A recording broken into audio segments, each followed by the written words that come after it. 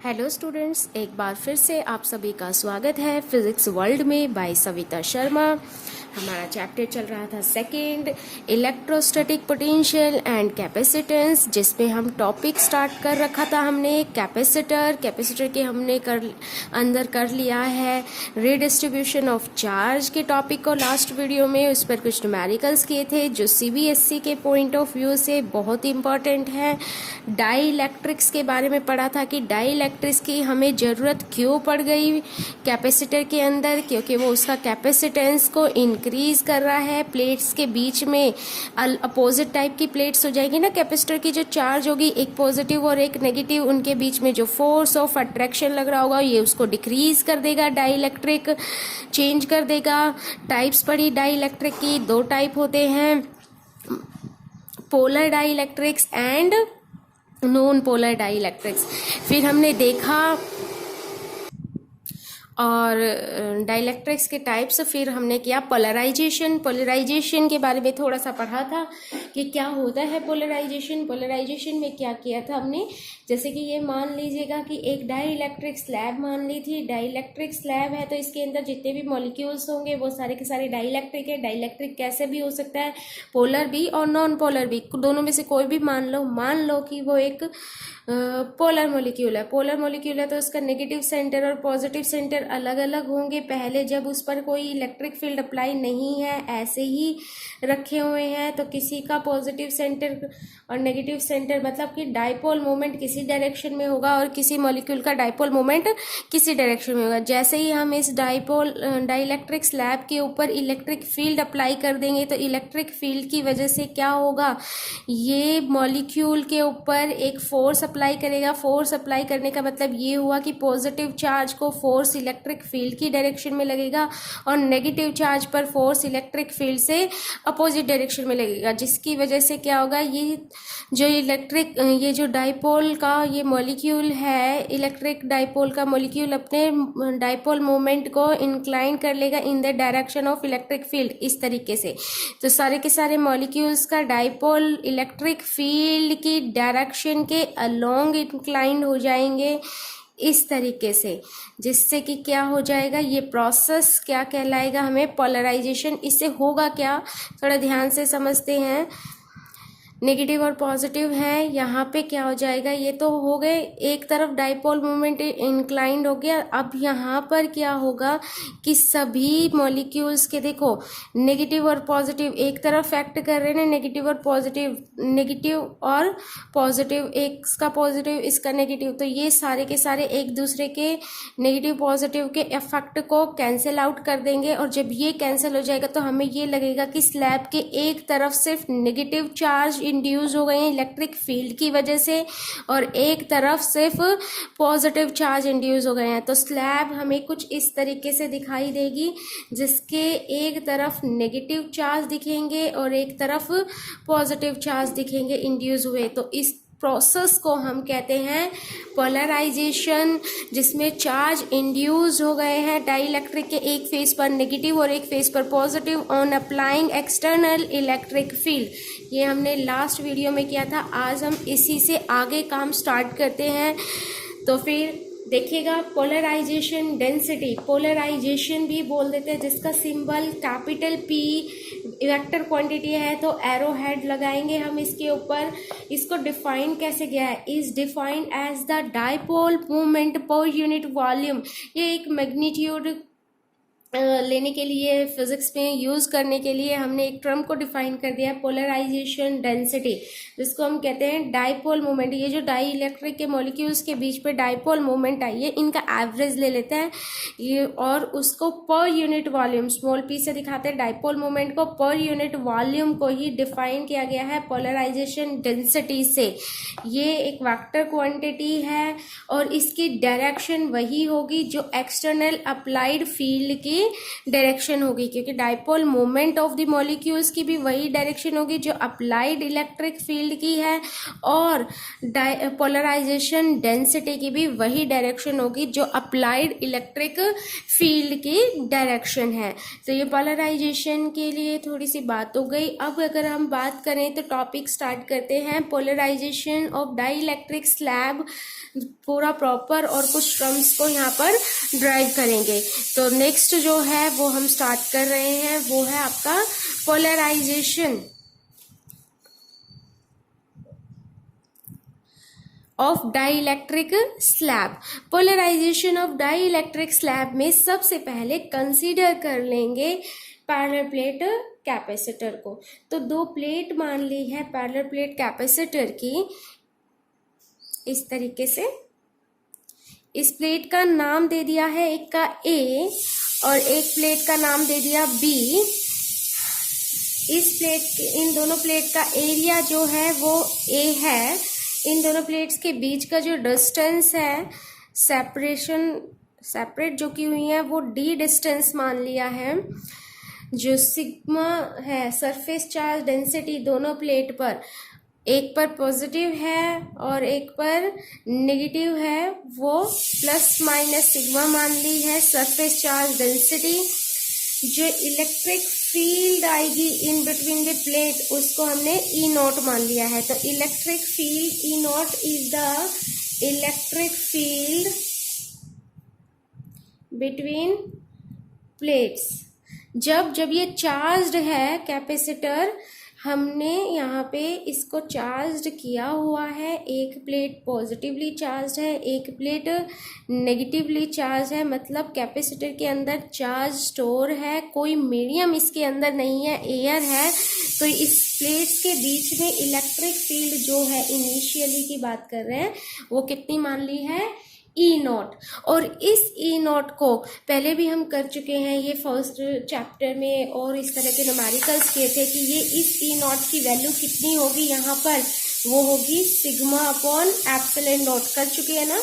Outside the plate, अगर यहाँ बात करें, इसको सॉल्व करके देखें, यहाँ देख लेते हैं एक बारी। अगर आउटसाइड की बात करें तो यहाँ पर इलेक्ट्रिक फील्ड ए की वजह से इलेक्ट्रिक फील्ड आउटसाइड की डायरेक्शन होगी, बी की वजह से नेगेटिव चार्ज की तरफ फील्ड लाइंस जाती हैं, तो ये डायरेक्शन होगी। अब क्योंकि सरफेस चार्ज डेंसिटी दोनों की सेम है, प्लस की वजह से sigma bye 2 epsilon not, minus की वजह से भी सिग्मा बाय 2 एप्सिलॉन नॉट, तो आउटसाइड दोनों का सम करेंगे, डायरेक्शन अपोजिट है, तो नेट इलेक्ट्रिक फील्ड कितनी रहेगी, यहाँ पर 0 रहेगी। ऐसे ही इस साइड में नेट इलेक्ट्रिक फील्ड कैसी रहेगी, 0। और इन बिटवीन द प्लेट, अगर पॉजिटिव प्लेट की वजह से इलेक्ट्रिक फील्ड की डायरेक्शन देखें तो ई ए इस तरफ होगी, अवे फ्रॉम ए, और बी प्लेट की वजह से इलेक्ट्रिक फील्ड की डायरेक्शन देखें नेगेटिव की तरफ जाती है ना फील्ड लाइंस, तो ई बी की डायरेक्शन भी अवे फ्रॉम ए और टुवर्ड्स दी बी प्लेट रहेगी। तो नेट इलेक्ट्रिक फील्ड कितनी रहेगी, e not e a plus e b. एक प्लेट की वजह से सिग्मा अपॉन 2 एप्सिलॉन नॉट, दूसरी प्लेट की वजह से भी सिग्मा अपॉन 2 एप्सिलॉन नॉट, दोनों का सम करेंगे तो वो कितना आ जाएगा, sigma upon epsilon not.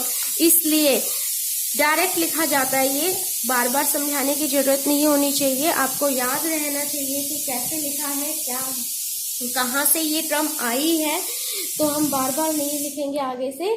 E not की वैल्यू कितनी हो गई है between the plate, sigma upon epsilon not, ये हो गई।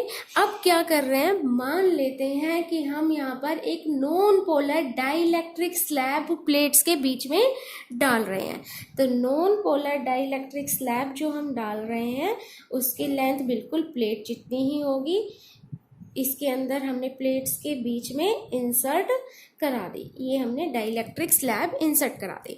अब डाइइलेक्ट्रिक स्लैब इंसर्ट कराई तो अभी हमने पढ़ा था कि इलेक्ट्रिक फील्ड अगर हमारे पास अप्लाइड है डाइइलेक्ट्रिक स्लैब के ऊपर, तो उसमें क्या होगा, मॉलिक्यूल्स अपने सारे के सारे मॉलिक्यूल्स का डाइपोल मोमेंट इलेक्ट्रिक फील्ड की डायरेक्शन में इंक्लाइन कर लेंगे। तो सभी का डाइपोल मोमेंट हमें ऐसे दिखाई देगा हर मॉलिक्यूल का। तो ये डाइपोल मोमेंट सबका देखो, नेगेटिव से पॉजिटिव सारे मॉलिक्यूल्स एक ही तरफ डाइपोल मोमेंट को इंडिकेट कर रहे होंगे। तो ये डाइपोल मोमेंट इनका इंक्लाइंड हो गया। इस तरीके से पूरी स्लैब पे दिखा देंगे।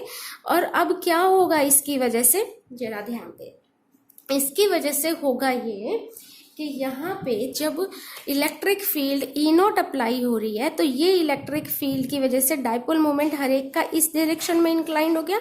अब ये वाला पॉजिटिव और ये वाला नेगेटिव एक दूसरे को इफेक्ट को कैंसिल कर देंगे। ये वाला पॉजिटिव, ये वाले नेगेटिव एक दूसरे के इफेक्ट को कैंसिल कर देंगे। इस तरीके से ये जो मैं बॉक्स के अंदर अब बंद कर रही हूँ, सारे के सारे चार्ज का इफेक्ट एक दूसरे की वजह से कैंसिल आउट हो जाएगा। तो ऐसे मान लें कि यहाँ पे ये है ही नहीं, तो क्या बच गया हमारे पास? अगर ये नहीं है तो हमारे पास बच जाएगा ये पैरेलल प्लेट, कैपेसिटर की प्लेट ए और B, sigma minus sigma charge density, ये पॉजिटिवली चार्ज है और वो बी वाली नेगेटिवली चार्ज है। यहाँ पे डाइइलेक्ट्रिक स्लैब डाल दी थी जो कि पोलराइज्ड हो चुकी है। बाहर जो स्लैब के बाहर है वहाँ ई नॉट इलेक्ट्रिक फील्ड था। स्लैब के अंदर बाकी सारे चार्ज गायब हो चुके हैं। एक साइड नेगेटिव चार्ज इंड्यूस हो गए हैं और एक साइड पॉजिटिव चार्ज इंड्यूस हो गए हैं। देखो ये डाई इलेक्ट्रिक है, तो यहाँ पे हम ये नहीं कहेंगे कि ये जो नेगेटिव चार्ज और पॉजिटिव चार्ज इंड्यूस हुए हैं, ये प्लेट के ऊपर जो पॉजिटिव और नेगेटिव चार्ज इंड्यूस जो थे चार्ज, उनके इक्वल होंगे, उनसे कम ही होंगे ये, ठीक है। और अगर कंडक्टर होते तो बिल्कुल जितने चार्ज यहाँ पर हम एक कैपेसिटर के अंदर ले रहे थे उतने ही चार्ज यहाँ इंड्यूस्ड होते। तो ये जो होंगे, हम यहाँ पे ये चीज मार्क करके चल लें कि चार्ज जो अभी एक मिनट, ये जो चार्ज इंड्यूस्ड हुए हैं सिग्मा आई, ये जो होगा ये लेस रहेगा सिग्मा से, चाहे प्लस की बात करें चाहे माइनस की बात करें। जो इंड्यूस्ड चार्ज हुई, चार्ज डेंसिटी आई है, उसको हम सिग्मा आई भी लिख सकते हैं और सिग्मा पी भी लिख सकते हैं। कुछ बुक्स में आपको sigma i induced charge density की टर्म में लिखा मिलेगा, कुछ बुक्स में आपको sigma p polarised charge density की फॉर्म में लिखा हुआ मिलेगा। तो चाहे सिग्मा आई हो या सिग्मा पी हो, इसका मतलब क्या है कि डाइइलेक्ट्रिक पर जो चार्ज इंड्यूस हुए हैं उनकी डेंसिटी है। तो यहाँ पे ये चार्ज इंड्यूस हो गए। अब क्या होगा, देखो ये जो चार्ज इंड्यूस हुए हैं इनकी वजह से भी तो इलेक्ट्रिक फील्ड होगी, नेगेटिव पॉजिटिव से नेगेटिव की तरफ तो एक और इलेक्ट्रिक फील्ड यहाँ पर आ गई, जिसको हम क्या बोल सकते हैं, इंड्यूस्ड इलेक्ट्रिक फील्ड या फिर polarised electric field. External electric field कितनी अप्लाइड थी, ई नॉट। एक और इलेक्ट्रिक फील्ड आ गई पोलराइजेशन की वजह से, ईपी।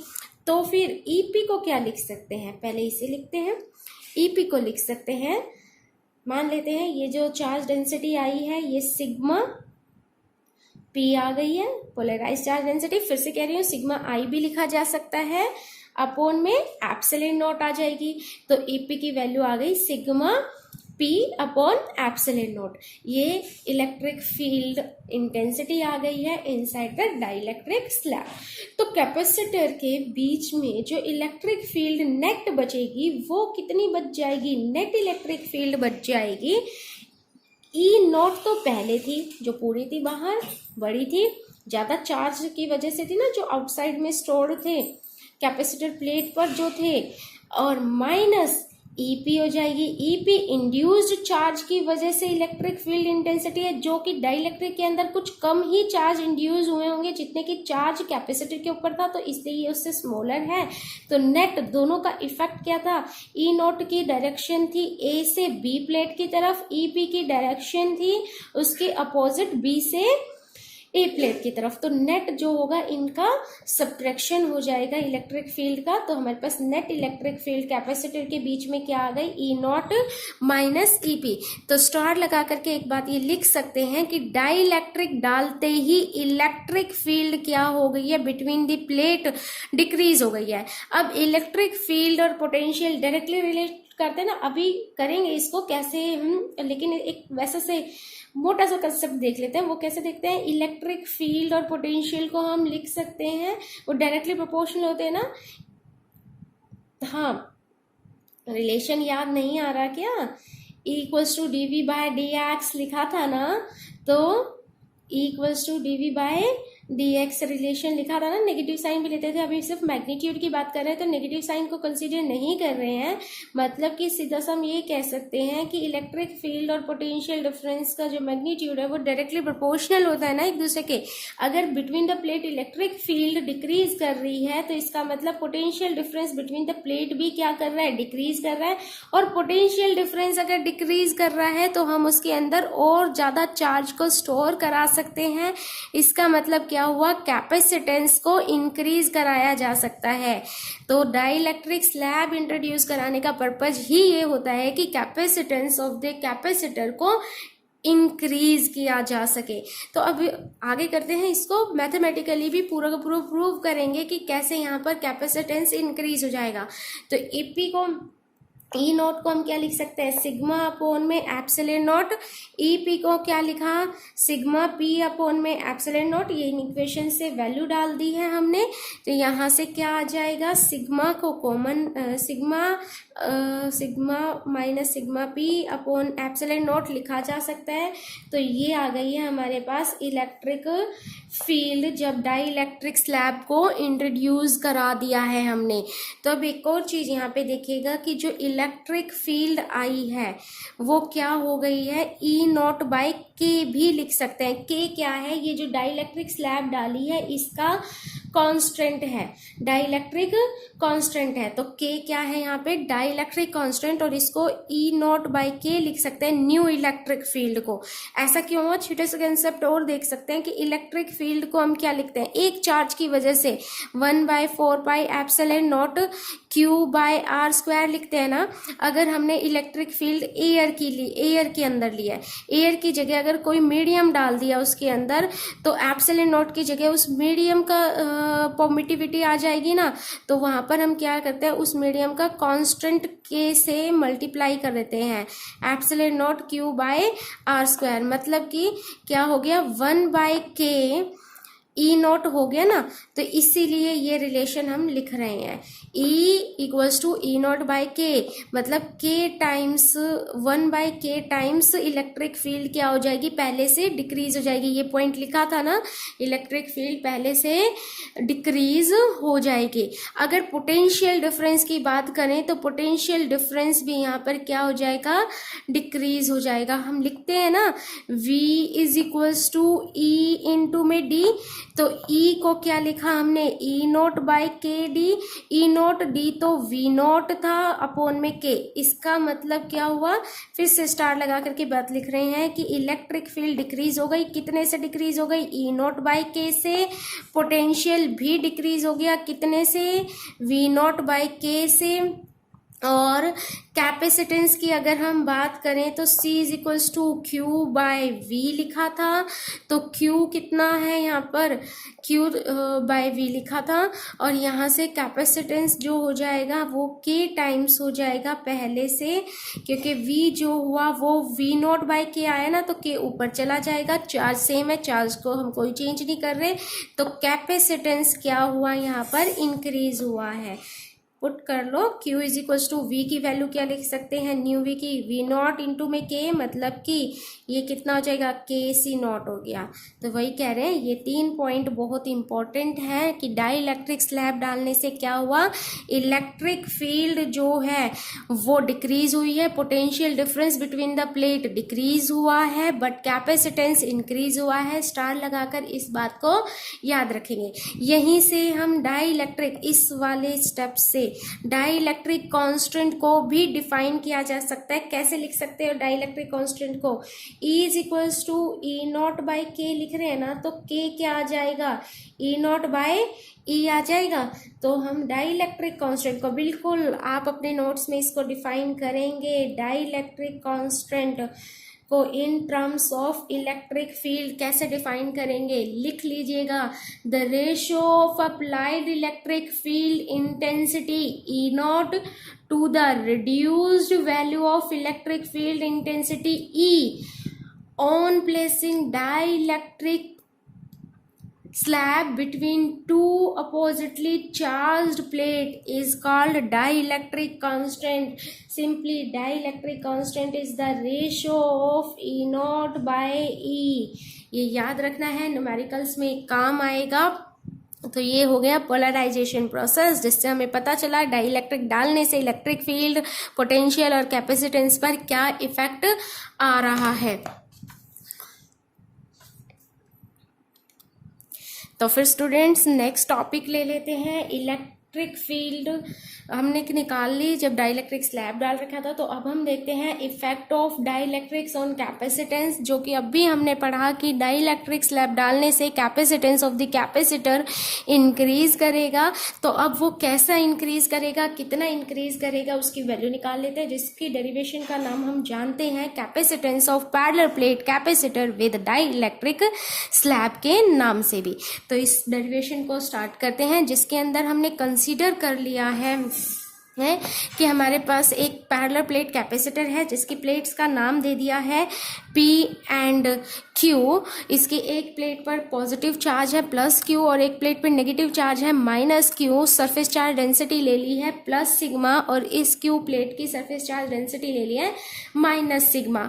तो पैरेलल प्लेट कैपेसिटर जब ये वैक्यूम में, अभी डाइलेक्ट्रिक स्लैब डाली नहीं हुई है इसके अंदर मान लेते हैं, तो जब ये वैक्यूम है इसके अंदर मतलब एयर है, तो कैपेसिटेंस जो होगा पैरेलल प्लेट कैपेसिटर का, वो होगा sigma C naught equals to epsilon naught A by D। D इन दोनों प्लेट्स के बीच का सेपरेशन है। ये कैपेसिटेंस हो गया इनिशियली जब एयर है इन बिटवीन प्लेट्स। तो ये हो गया कैपेसिटेंस।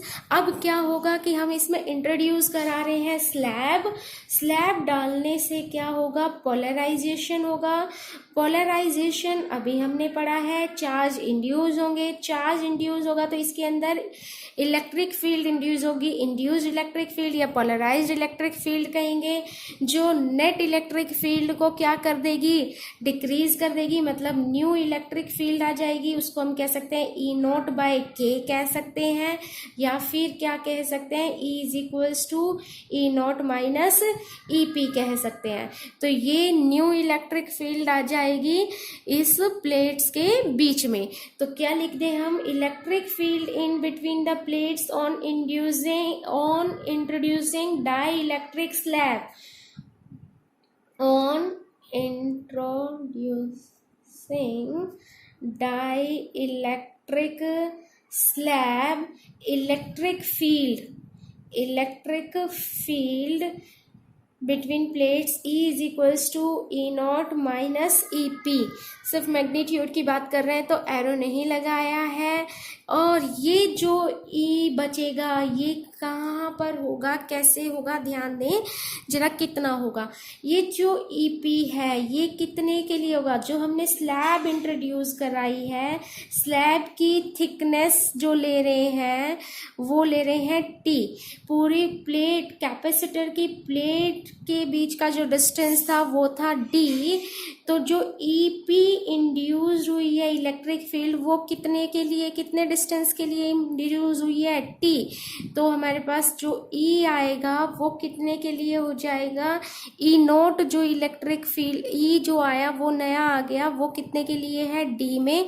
तो E नोट जो इलेक्ट्रिक फील्ड बचेगी वो डाइलेक्ट्रिक स्लैब डालने के बाद कितने के अंदर बच जाएगा, D माइनस T के अंदर बच जाएगा। इस चीज़ को देखो ऐसे समझ सकते हैं कि पैरेलल प्लेट कैपेसिटर माना, हम पूरे में ना फैला हुआ मान करके डाइलेक्ट्रिक स्लैब को ऐसे मान लेते हैं। पूरे के बीच का डिस्टेंस D था, डाइलेक्ट्रिक स्लैब की थिकनेस कितनी थी, T थी। तो E नोट पहले तो पूरे में था, लेकिन अब इस वाले स्लैब के अंदर क्या आ गई, EP इलेक्ट्रिक फील्ड आ गई। तो यहाँ तो क्या बच गया हमारे पास, इलेक्ट्रिक फील्ड EP डेवलप हो गई ना, तो यहाँ तो क्या हो जाएगा, E नई इलेक्ट्रिक फील्ड आ जाएगी ना, जिसको हम E लिख सकते हैं। वो E नई इलेक्ट्रिक फील्ड जो होगी वो क्या थी, E नॉट माइनस EP। ये कितनी थिकनेस के लिए होगी, ये टी थिकनेस के लिए होगी, डाइलेक्ट्रिक स्लैब के अंदर है और जो बच गई जगह है, ये जो एयर बच गया है, यहाँ कौन सी है अभी भी इलेक्ट्रिक फील्ड, ई नॉट। तो ई नॉट कितनी थिकनेस के लिए बच गई है, कितने के एरिया में बच गई है, क्या डी में, नहीं, कितने में बच गई, डी तो टोटल था, उसमें से टी में कितना आ गया है, टी थिकनेस के अंदर आ गई है इलेक्ट्रिक फील्ड नए वाली। तो ये जो ई नॉट बच गई वो कितने में बच गई, डी माइनस टी वाले डिस्टेंस के अंदर, एरिया के अंदर बच जाएगी ई नोट। तो ये चीज ध्यान रखनी है यहाँ पर। तो अब हम क्या लिख सकते हैं, पोटेंशियल डिफरेंस निकाल सकते हैं between two plates of capacitor with slab, slab की बात कर रहे हैं। तो वो कितना हो जाएगा, V को हम क्या लिख सकते हैं, V को लिखा जा सकता है E electric field into distance ना। तो V टोटल क्या हो जाएगा, इसमें दो इलेक्ट्रिक फील्ड आ रही है अब इस कैपेसिटर के अंदर, कौन कौन सी, एक तो डाइलेक्ट्रिक स्लैब के अंदर E जो नई बनी है, E naught minus E P, और एक कौन सी हो जाएगी, जो E नोट पहले से ही है, फ्री स्पेस जहाँ होगा वहां पर।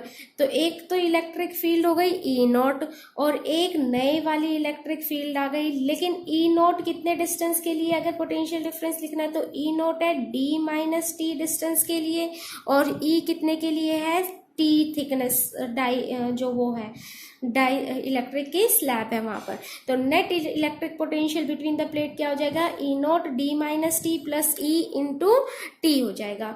तो यहां से क्या हो जाएगा, ई not D minus t, e को चेंज कर दो, ई को क्या लिख सकते हैं, ई नॉट बाय के लिख सकते हैं ना। तो ई नॉट बाय के इंटू टी लिख दो, यहां से ई नॉट को कॉमन ले लो, तो क्या आ जाएगा, D minus T plus T by K, यहां से वी, ई नॉट को क्या लिख सकते हैं, ई नॉट को हम लिख सकते हैं Q by A epsilon not D minus T plus T by K. कैसे आया ये ई नॉट, देखिएगा कैसे आया है, ई नॉट को हम क्या लिख रहे हैं, sigma upon epsilon not, sigma को क्या लिख सकते हैं, Q upon A epsilon not, इसलिए हमने ये चेंज कर लिया है, ठीक है। Between the plate sigma upon epsilon naught लिख सकते हैं स्टूडेंट्स। तो अब यहाँ से कैपेसिटेंस ऑफ द कैपेसिटर को क्या लिखा जा सकता है, क्यू बाय वी लिखा जा सकता है। तो C is equals to Q, जो चार्ज स्टोर होंगे कोई सी भी एक प्लेट पे, अच्छा कैपिटल क्यू लेके चले हैं तो कैपिटल क्यू की फॉर्म में ही रखें हम, ओके, तो कैपिटल क्यू की फॉर्म में रखें। V कितना आ गया है, Q by A epsilon naught D minus T plus T by K, यहाँ से Q से Q कैंसिल हो जाएगा, कितना आ जाएगा, A epsilon naught upon D minus T plus T by K. ये हमारे पास न्यू कैपेसिटेंस आ गया है। तो ये हमारे पास कैपेसिटेंस आ गया है। इस कैपेसिटेंस को एक और फॉर्म में लिख सकते हैं, C is equals to A epsilon naught. अगर यहाँ पे मैं D से डिवाइड कर दूँ इस टर्म को, और नीचे भी D से ही मल्टीप्लाई कर दें इस टर्म को, तो हमारे पास क्या आ जाएगा, D minus T plus T by K. यहाँ पे हमने क्या किया है, D से डिवाइड किया और D से ही मल्टीप्लाई किया, तो ये तो बच गया क्या, C नॉट हो गया ना, बिना उसके डाइलेक्ट्रिक स्लैब की कैपेसिटेंस। तो क्या लिख सकते हैं, C बाय C नॉट, यहाँ ले आते हैं C नॉट को, is equals to D minus T plus T by K, ये लिखा जा सकता है। ये कैपेसिटेंस की रेशियो हो गई है, जिसमें अगर हम मान लो पुट कर दें यहाँ पे, तो एक और सॉल्व कर सकते हैं इसको, 1 minus T by D 1 minus 1 by K, इसको सॉल्व करके ये आ गया। अब अगर यहाँ पे हम कंडीशन डालें, मान लें कि D और T दोनों इक्वल होते, तो यहाँ पे ये जब इक्वल हो जाता तो C जो होगा यहाँ पे क्या हो जाएगा, K टाइम्स आ जाएगा, सिंपली K C नॉट आ जाएगा। तो मतलब कि डाइलेक्ट्रिक स्लैब डालने से K टाइम्स हो गया है कैपेसिटेंस, ये आ गया। अब यहीं पे अगर छोटा सा कंसेप्ट और ले लें, डाइलेक्ट्रिक स्लैब की जगह अगर कंडक्टिंग प्लेट होती, डाइलेक्ट्रिक स्लैब के अंदर कैपेसिटर के बीच में ये जो प्लेट्स हैं, ये प्लस सिग्मा है, ये माइनस सिग्मा है, यहाँ पे हमने कंडक्टिंग स्लैब डाल दी होती T थिकनेस की।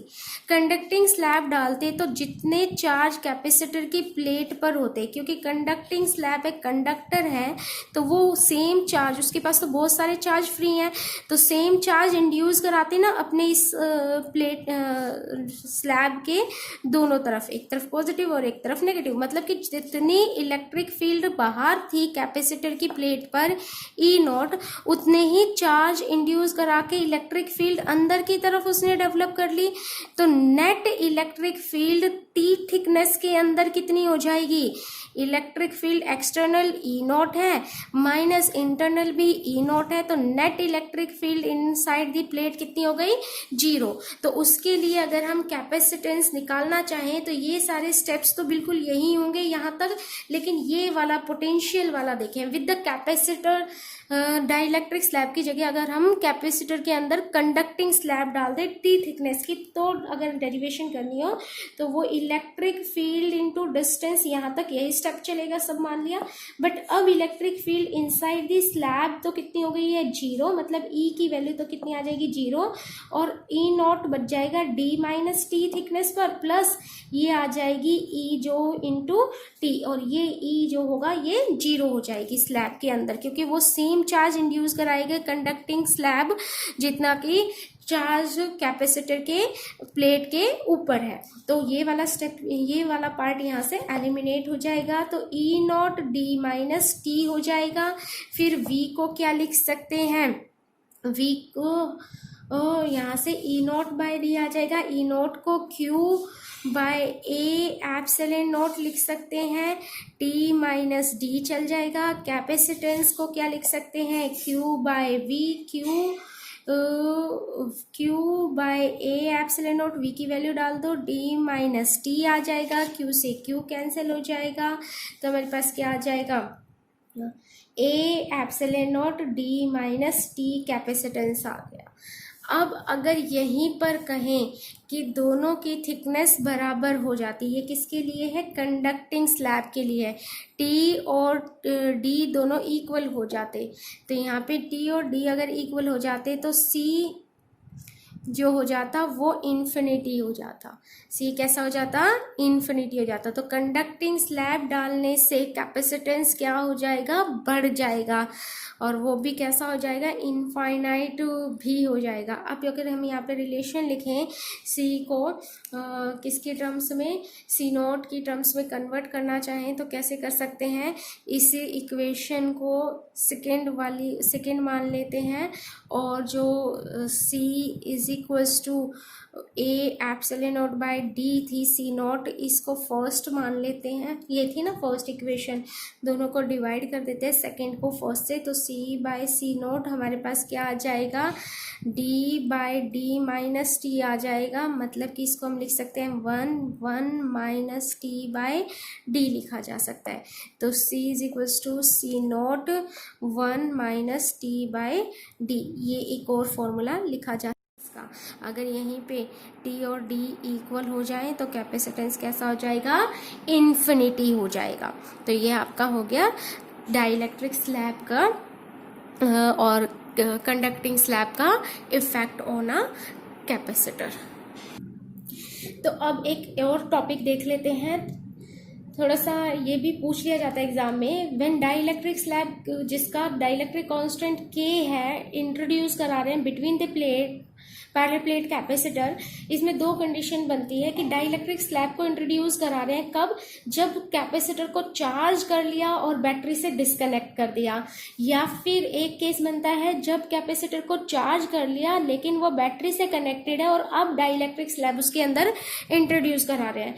तो क्या क्या इफेक्ट होगा चार्ज के ऊपर, कैपेसिटेंस के ऊपर, potential difference between the plate, electric field inside the plate और energy, potential energy stored between the plate. Initially, अब कंसिडर कर लेते हैं इसको समझने के लिए. इनिशियली एक पैरेलल प्लेट कैपेसिटर मान लिया और उसको चार्ज किया गया बैटरी से, जिसके वजह से कैपेसिटर के अंदर चार्ज हो गया Q नॉट. उसका कैपेसिटेंस था इनिशियली C नॉट.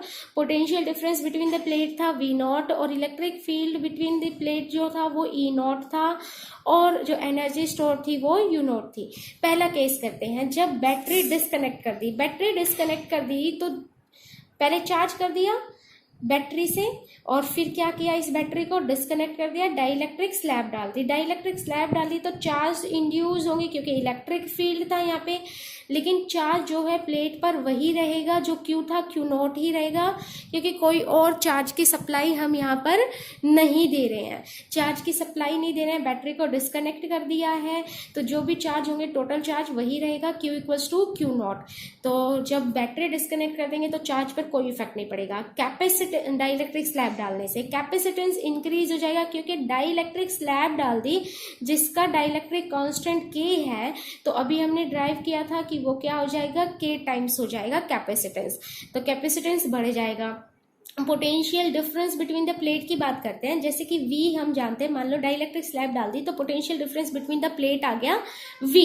इनिशियली था वो V नॉट. V को लिख सकते हैं Q बाय C.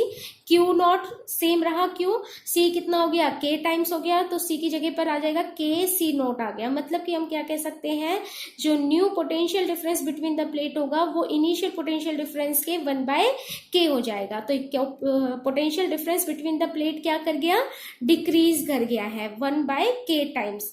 तो इलेक्ट्रिक फील्ड की अगर हम बात करें तो न्यू इलेक्ट्रिक फील्ड जो सेटअप होगी स्लैब डालने की वजह से, प्लेट्स के बीच में स्लैब डाली, पोलराइजेशन हुआ, बाहर इलेक्ट्रिक फील्ड E नॉट थी, अंदर एक इलेक्ट्रिक फील्ड EP आ गई, तो नेट इलेक्ट्रिक फील्ड जो बच जाएगी उस इलेक्ट्रिक फील्ड की बात कर रहे हैं. इलेक्ट्रिक फील्ड क्या लिख सकते हैं, V/D लिख सकते हैं.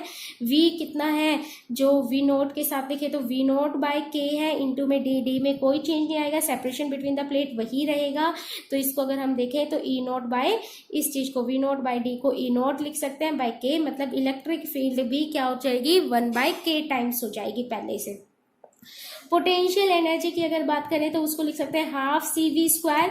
C कितना हो गया है, K C नॉट हो गया है और V कितना हो गया है, V नॉट बाय K आ गया है. इसको सॉल्व करेंगे, यहाँ से एक K कट जाएगा बट एक K बच जाएगा यहाँ पर. तो कितना आ जाएगा, सॉरी ये हो जाएगा V U naught by K हो जाएगा. यहाँ स्क्वायर था ना तो अपोन में. तो पोटेंशियल एनर्जी क्या हो जाएगी, वो भी 1/K टाइम से डिक्रीज हो जाएगी. अगर हम बैटरी को रिमेन रखें, कनेक्टेड रखें कैपेसिटर के साथ, चार्ज कर दिया कैपेसिटर, बैटरी अभी भी लगी हुई है, जो वोल्टेज दे रखी थी, जो पोटेंशियल डिफरेंस था अप्लाई कर रखा था वो अभी भी है. तो इसका मतलब सिंपली हम चार्ज पे नहीं जाते, डाइलेक्ट्रिक स्लैब डाल रहे हैं तो अभी भी प्लेट्स पर वही पोटेंशियल है ना जो अप्लाइड था. तो सिंपल सीधा सा आएंगे कि V जो होगा potential difference between the plate, battery connected है, डाइलेक्ट्रिक स्लैब डाल दी तो V नॉट ही रहेगा, वो V नॉट रहेगा. कैपेसिटेंस डाइलेक्ट्रिक स्लैब से K टाइम बढ़ गया तो चार्ज निकाला जा सकता है. Q is equals to CV लिखते हैं. तो C तो कितना हो गया, K C नॉट हो गया, V नॉट ही रहा तो Q क्या हो गया, Q नॉट K टाइम्स हो गया है, Q नॉट K टाइम्स हो गया है. तो अब नेक्स्ट अगर हम इलेक्ट्रिक फील्ड की बात करें तो इलेक्ट्रिक फील्ड भी कोई चेंज नहीं होगी बिटवीन द प्लेट जब बैटरी कनेक्टेड रहेगी. कैसे, E इक्वल्स टू V/D लिख रहे हैं, V में कोई चेंज नहीं आया तो वो V नॉट ही रहेगा, बाय D है तो E कितना हो जाएगा, E नॉट के इक्वल हो जाएगा. पोटेंशियल एनर्जी की बात करें तो पोटेंशियल एनर्जी हाफ CV² है, C की वैल्यू K C नॉट हो गई, V में कोई चेंज नहीं आया तो V नॉट का स्क्वायर हो गया. तो इसको जब सॉल्व किया तो इसका मतलब K टाइम्स हो गई है. तो पोटेंशियल एनर्जी बढ़ रही है जब बैटरी कनेक्टेड रहेंगे. इस तरीके से ये टॉपिक यहाँ खत्म हो गया. ये बहुत इंपॉर्टेंट टॉपिक है, प्रैक्टिस कीजिएगा. असाइनमेंट दूंगी उसको प्रैक्टिस करना. चैप्टर भी हमारा खत्म हो गया है, अच्छे से प्रैक्टिस करो. चैनल को अच्छे से, वीडियो को अच्छे से देखो, उसको बार बार अपने हाथ से नोट्स बनाओ, क्वेश्चंस को प्रैक्टिस करो. लाइक करो, सब्सक्राइब करो, कोई प्रॉब्लम है तो मुझसे कांटेक्ट करो, कमेंट करो। थैंक यू, नेक्स्ट वीडियो तक।